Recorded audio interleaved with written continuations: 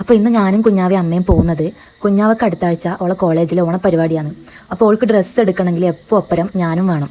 Dress എടുക്കുന്ന സമയത്ത് എന്നോട് എപ്പം പറയുന്ന കാര്യമാണ്, ചേച്ചി ഞാൻ പോയിട്ട് എടുത്തിനെങ്കിൽ എന്തായാലും ഡ്രസ്സ് പാളിപ്പോവും, അതുകൊണ്ട് നീയും ഒപ്പരം വാന്ന് പറയും. അങ്ങനെ വൈകുന്നേരം ഞാനും അമ്മയും കുഞ്ഞാവയും കൂടി വീട്ടിൽ നിന്ന് ഇറങ്ങി. അപ്പം നമ്മൾ പയ്യന്നൂരേക്കാണ് പോയിട്ടുണ്ടായത്. കുഞ്ഞാവക്ക് ധാവണി വേണമെന്നാണ് പറഞ്ഞത്. തുണി എടുത്തിട്ട് ധാവണി സ്റ്റിച്ച് ചെയ്യാന്ന്. അടുത്തേക്ക് എത്തിയപ്പോഴേക്കും ഫുള്ളോളെ കോളേജിലുള്ളവർ എല്ലാം പയ്യന്നൂർ കോളേജിലില്ല വരണേ. അങ്ങനെ കുഞ്ഞാവക്ക് ഈ ഒരു കളറാണ് എടുത്തിട്ടുണ്ടായത്. എനിക്ക് ഈ കളർ കണ്ടപ്പോഴേ നല്ല ഇഷ്ടമായി.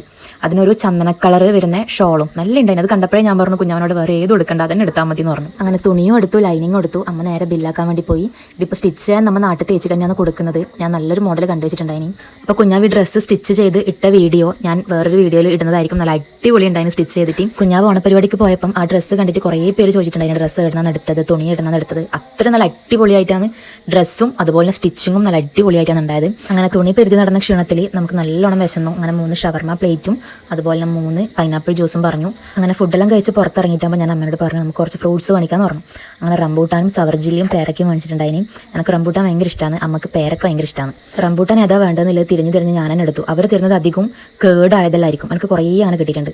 അതുകൊണ്ട് ഇപ്പോൾ ഞാൻ തന്നെ തിരഞ്ഞെടുക്കലാണ്, അവരോട് എടുത്തരാൻ പറയില്ല. അങ്ങനെ ഫ്രൂട്ട്സും മേടിച്ച് നമ്മൾ നേരെ വീട്ടിലേക്ക് പോയി. അപ്പോൾ എൻ്റെ വീഡിയോ ഇഷ്ടപ്പെട്ട എൻ്റെ ചാനൽ സബ്സ്ക്രൈബ് ചെയ്യുക, ലൈക്ക് ചെയ്യുക, ഷെയർ ചെയ്യുക.